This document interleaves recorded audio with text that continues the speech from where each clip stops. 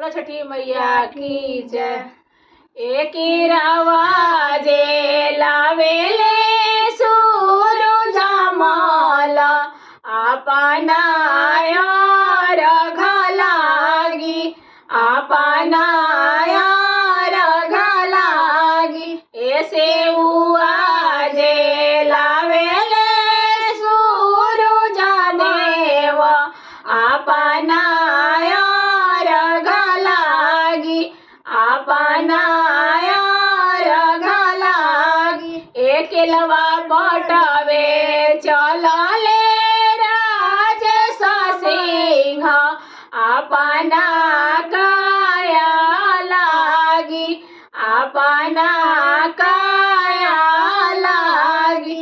ए पीछा लागल चलली पूनम देई सिरावा सिंदूर लागी सिरावा सिंदूर लागी नयना काजर लागी गोदी में बालक लागी। ए उखिया जे लावेले सूरज मल अपना रघ लागी अपना रघ लागी।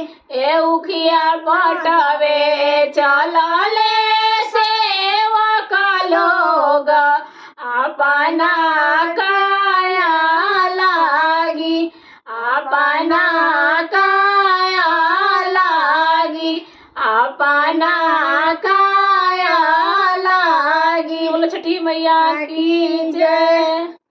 पूजे के रवाज फरेला घावद से ओह पर सुगा मेरा रे ओह पर सुगा मेरा रे पूजे सुगनी जे रोइली मारो बोलो सुगा बधाने कसे।